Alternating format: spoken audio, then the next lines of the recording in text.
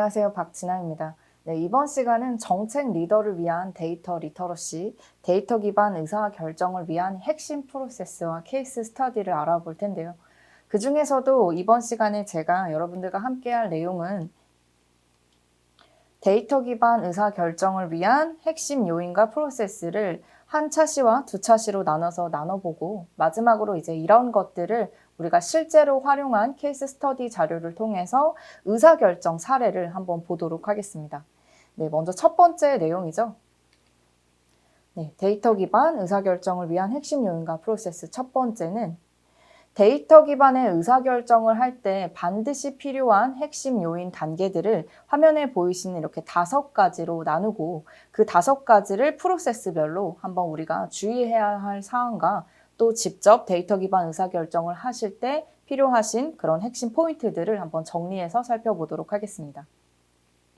네, 먼저 첫 번째 차시에서는 주제 설정과 맥락 파악과 정보 수집, 그리고 성공 기준의 정의, 이 3가지 단계에 대해서 다뤄볼 텐데요. 첫 번째 단계는 주제 설정 단계입니다. 네, 이 주제 설정 단계는 분석의 대상과 이 문제의 이해를 위한 단계로서 우리가 데이터 기반의 어떤 의사결정을 한다, 혹은 데이터 기반의 어떤 정책적인 사고를 한다라고 했을 때 가장 먼저 해야 하는 첫 번째, 바로 어떤 사고를 할 것이냐에 대한 주제를 설정하시는 단계가 되겠습니다. 이 주제 설정은 사실 너무 당연하고 또 너무 익숙한 부분들이라 사실은 이런 것들을 이제 굳이 생각하지 못하시는 경우도 있을 텐데요. 사실 이 주제 설정에서는 우리가 데이터 기반으로 이제 주제를 설정해야 한다라는 것에 전제를 두고 생각해 보신다면 기존에 단순히 우리 어떤 걸 해보자 라고 주제를 단순히 설정했던 것보다는 한층 더 어떠한 예를 들면 A라는 분석을 통한 B를 추구하겠다라는 구조가 조금 더 잘 드러나게 하는 것이 핵심이라고 볼 수가 있겠습니다. 네, 그래서 대상, 궁극적으로 우리가 분석을 해야 할 대상은 무엇인가? 그리고 궁극적으로 우리가 어떠한 문제를 해결하고자 하는가에 대한 문제가 잘 드러나 있어야 한다라는 것인데요. 더 자세한 내용은 우리가 한번 실제로 주요 기업의 85개 데이터 분석 프로젝트의 주제를 조사한 결과인데요. 이 조사 대상으로서는 이제 국내 10위권 기관 및 기업의 세계 그룹사, 또 각 계열사별 또 선발된 이런 핵심 인재들이 각각의 어떤 프로젝트 맡고 있는 주제에 대해서 어떠한 원칙으로 이런 주제를 차용했다라고 조사한 결과입니다. 그래서 크게 먼저 4가지를 한번 살펴볼 텐데요. 먼저 첫 번째는 실무적으로 뚜렷한 방향성을 이제 주제로 삼았다라는 부분인데요. 이 실무적으로 뚜렷한 방향성을 띠고 있는 것들을 주제로 삼았다라는 뜻은 우리가 데이터 분석을 하는 이유가 단순히 연구나 어떤 탐색적인 그런 어떤 학문적인 것을 목적으로 하는 것이 아니라 우리가 실제로 실무의 문제를 해결하기 위한 데이터 분석을 주제로 한다라는 것을 염두에 두어야 할 필요가 있다라는 것을 뜻합니다. 그리고 두 번째는 이 업무 프로세스 최적화와 이 실적 개선을 위한 이 효율화에 먼저 도전하겠다라는 뜻인데요. 사실은 우리가 데이터 기반의 의사결정, 데이터 분석, 혹은 어떤 IT, 뭐 이런 것들을 통해 의사결정을 한다는 것이 조금은 새로워 보일 수가 있고 또 기존에 없었던 좀 생소한 개념이기 때문에 우리가 사실상 굉장히 데이터를 기반으로 그러면 완전히 새로운 정책을 발굴해보자 라든지 아니면 데이터를 기반으로 뭔가 완전히 새로운 이런 어떤 기회를 찾아보다 라든지 이런 조금 애매하거나 좀 추상적인 그런 주제들을 선정하시는 경우가 있는데요. 사실은 이제 데이터로 뭔가 우리가 주제를 잡고 문제를 해결하기 위해서 보다 이제 적합한 주제라는 것은 새로운 기회를 발굴하거나 찾는 그런 문제보다는 이 기존의 프로세스를 조금 더 효율화할 수 있는 방법은 없을까? 기존에 불편했었던 것들을 데이터나 이런 디지털 기술을 이용해서 조금 더 최적화할 수는 없을까? 이런 효율화에 우선적으로 도전하는 주제를 선정하는 것이 좋다라는 것이죠. 네, 그리고 세 번째는 이 수요 및 가격 예측은 이제 결코 쉽지 않은 주제였다라고 이제 얘기하시고 있는데요. 이제 이런 부분에서는 우리가 흔히 데이터를 사용한다. 그리고 데이터로 뭔가를 봤을 때 예측한다. 뭐 사실은 이런 표현을 많이 사용하시는데요. 보통 이제 우리가 이런 만약에 정책을 발굴하거나 혹은 어떤 이런 대국민을 대상으로 뭔가에 대한 수요를 조사한다라고 했을 때 사실은 데이터를 활용한다면 뭔가 내가 뭐 막연했던 그런 미래를 뭔가 예측할 수 있을 것 같고 조금 더 정확한 결과를 어떤 객관적인 수치로 얻을 수 있을 것 같고 사실 이런 막연한 기대감들이 반영되는 경우가 굉장히 많은데요. 네, 이런 부분에 있어서도 사실 이렇게 예측을 한다라는 문제는 데이터 부분에서도 사실은 쉽지 않은 주제다라는 것입니다. 예를 들면 우리가 단순히 어떤 설문조사를 하거나 뭔가 인터뷰를 한다라고 했을 때도 실제로 데이터를 통해서 그거를 수집한다라고 했을 때 어디서 가져올 것인지 또 그 수집된 데이터는 신뢰할 만한지 또 분석의 결과는 우리가 또 이런 것들을 또 검증을 통해서 또 제대로 되었는지 같은 것들이 사실 미래를 알아본다라는 것은 데이터 분석 쪽에서도 쉽지 않은 주제다라는 것들이라는 것을 말씀드릴 수 있을 것 같고요. 네, 마지막으로 자주 활용되는 데이터 주제 마지막 네 번째는 어떤 이제 우리가 분석을 하든 이런 디지털 기술을 활용하시든지 간에 결국에는 부서나 조직 그리고 기관이나 회사 이 비즈니스 전체의 조직과 이제 합의가 필요하다라는 부분입니다. 하지만 이 부분에서는 아무래도 이 고위 이제 공직자, 정책 의사결정권자 분들이라면 조금 더 이제 탑다운 방식으로 확실한 방향성과 우리가 한번 이렇게 하자라는 그런 비전, 미션 같은 것들을 명확하게 해주시는 게 훨씬 좋겠죠. 예를 들면 우리가 이런 부분을 위해서도 실무자 단위에서 뭔가 이런 식의 데이터 분석을 하면 어떨까? 이런 데이터를 통해서 기존의 이런 뭐 업무나 이런 정책 의사결정 방향을 효율화하는 것이 어떨까라는 것보다는 상위의 이제 의사결정권자 분들께서 먼저 명확한 방향과 가이드라인, 목표를 주시고 그것에 맞춰서 이제 여러 이제 부서와 조직과 또 이제 구성원들이 유기적으로 체계를 이뤄서 필요한 역할 분담을 잘 할 수 있도록 이제 명확한 주제 선정을 하시는 것이 중요하다라는 부분입니다. 그래서 데이터 기반의 주제 설정에서는 이렇게 크게 네 가지 목표와 그다음에 네 가지 이런 방향점들을 고려해 보실 수 있다라는 뜻입니다. 네, 두 번째는 맥락 파악과 정보 수집의 부분에서 반드시 고려해야 할 점들인데요. 우리가 데이터 기반으로 의사결정을 한다라고 했을 때 보통은 객관적인 데이터, 정량 자료를 모아야지 혹은 굉장히 이런 부분들을 빅데이터로 최대한 많이 모아야지라는 것들에 집중하시는 경우가 많습니다. 하지만 실제로 우리가 데이터를 통해서 뭔가를 의사결정하신다라고 하셨을 때 명확한 주제, 그 다음으로 중요한 것은 왜 지금 이 문제가 중요하고 왜 지금 이 문제를 풀어내야 하는지 그리고 나아가서 그거에 더해서 왜 이것을 우리가 데이터로 했을 때 효율적인지 같은 것들에 대한 명확한 정보와 방향들이 먼저 서야 한다라는 것이죠. 네, 그래서 예를 들면 우리가 문제의 심각성과 해결을 위해서 꼭 필요한 정보는 정량적 데이터를 통한 어떤 정보, 다양한 이런 빅데이터들도 있겠지만 그거 외에도 실제로 이 문제에 대해서 심각성이나 뭐 어떤 상황을 뭐 조금 더 잘 정황을 이야기해 줄 수 있는 어떤 정성적인 인터뷰 자료 같은 것들도 필요하다라고 볼 수가 있겠죠.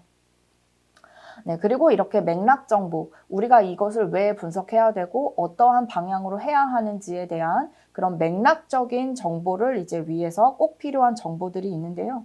일단 기본적으로 이 분석의 대상이라든지 문제의 어떤 주제에 대한 인구 통계학적인 정보가 있을 수 있겠고요. 그 다음에 정치나 이런 정책 관련한 어떤 규제, 실제 어떤 제약 조건 같은 것들도 또 굉장히 큰 방향성을 가늠해 줄 수 있는 정보가 될 수 있겠고 그 외에도 어떤 사회나 환경적인 여러 정보들 그 다음에 우리가 탐구하고자 하는 어떤 주제와 관련한 어떤 기술이나 이런 여러 가지 비즈니스 상황과 관련한 이런 우선순위에 영향을 주는 여러 가지 정보들을 우리가 이 주제를 선정한 그 다음에 방향을 설정하는 데 있어서 반드시 고려해야 될 필요가 있다라는 것을 뜻합니다. 이 부분과 관련해서 우리가 정보 수집을 통해서 어떠한 맥락들을 파악해서 방향을 어떻게 잡아갈 수 있는지 예시 기사를 통해서 사례를 한번 파악해 보고자 하는데요. 네, 이 사례는 사실은 거의 모든 이제 공공기관과 또 이런 정책기관을 뒤흔들었던 가장 큰 세간의 이슈였죠.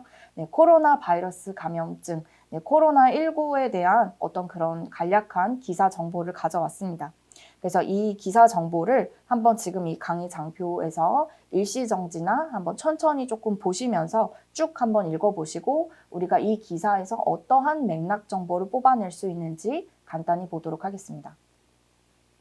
네, 우선 코로나 이 바이러스 감염증에 대한 전반적인 개요와 함께 내용들이 쭉 나와 있고요. 이제 이런 것들이 어디에 영향을 주었는지, 그리고 이런 코로나 바이러스 감염에 대한 것들이 어떤 식으로 이제 확산이 되는지, 이 확산에 필요한 영향도는 무엇인지 같은 정보들이 쭉 이제 서술형으로 나열되어 있는 것을 볼 수가 있습니다.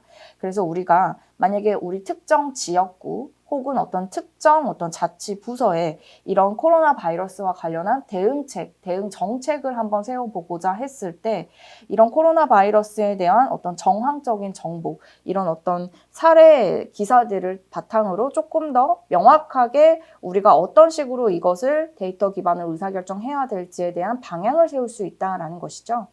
네, 그래서 예를 들면 우리가 이 코로나 확산에 미치는 영향에 대해서 지금 이 기사를 통해서 방향성을 포착해 보고자 했을 때 이 사회적 거리두기라는 게 우선 보편적으로 효과가 있다라는 것들을 연구를 통해 검증했다라는 내용이 있었고요. 그 다음에 어떤 이렇게 소셜적으로 뭔가 이렇게 사람들이 뭉치고 모이는 이런 현상들, 뭐과 마스크 착용 같은 것들은 코로나19 확산에 조금 더 큰 영향력이 있다라는 것들도 또 정보를 볼 수가 있었고요. 또 마지막 세 번째로, 하지만 또 코로나19 확산에 직접적으로 영향을 주는 영향 요인들은 개인의 밀접도나 노출의 기간, 뭔가 확산의 강도, 예를 들면 얼마나 밀접하게 접촉했는지 같은 것들이겠죠. 근데 이런 어떤 변수들이 있다라고 결론이 난 것이죠. 그럼 여기서 이야기했던 이러한 다양한 어떤 데이터적인 변수들, 영향 요인들, 그리고 뭐 전반적인 어떤 검증 결과들 같은 것들을 바탕으로 우리가 실제로 어떤 정책이나 어떤 특정 공공기관에서의 어떤 행동 강령 같은 것들을 만약에 또 세우고자 했을 때 뭐 이런 식으로 우리가 설정할 수 있다라는 것이죠. 네. 그리고 세 번째는 이 성공의 기준을 정해야 한다라는 단계였는데요. 이 성공 기준 정의, 주제 설정, 그 이후에 명확한 방향 설정, 그 다음은 우리가 그래서 이것을 어디까지 했을 때 이것을 완료라고 볼 것이냐라는 성공의 기준을 설정하셔야 한다라는 얘기인 거죠. 네, 이 부분에서 이제 가장 이 부분이 가장 또 필수적이고 또 이것을 정책 의사결정권자 분들께서 가장 고려하셔야 하는 이유는 우리가 사실은 데이터로 뭔가를 보고 혹은 어떤 의사결정을 한다라고 했을 때 굉장히 많은 이해관계자가 있을 텐데요. 이 이해관계자들 간에 사실은 성공에 대한 개념도 다를 거고요. 또 기대 수준도 다를 거기 때문에 우리가 이것을 데이터로 봤을 때 필요한 협의와 기준점을 정의해야 한다라는 뜻입니다.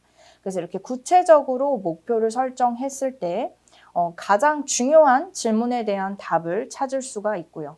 네, 그 말인즉슨 우리가 먼저 데이터로 무엇인가를 보고 의사결정을 한다고 했을 때 사실 수많은 데이터들이 나올 거고 그 수많은 각각의 데이터 지표들 중에서도 또 서로 다른 결과들을 나타낼 겁니다. 네, 그러다 보면은 우리가 기존에 생각지 못했었던 인사이트를 찾을 수도 있고 또 파생된 여러 가지 변수에서 새로운 어떤 데이터를 또 찾을 수도 있을 텐데요. 네, 그렇다고 해서 우리가 데이터에 끌려다니거나 결과에 끌려다니게 되면 애초에 우리가 생성했었던 그런 목표, 설정했었던 이런 질문들에 대한 답이 조금 희미해질 수가 있기 때문에 우리가 구체적인 목표 설정을 통해서 이 질문에 대한 답을 잊어버리지 않고 계속해서 끌어나갈 수 있다라는 뜻이 되겠습니다.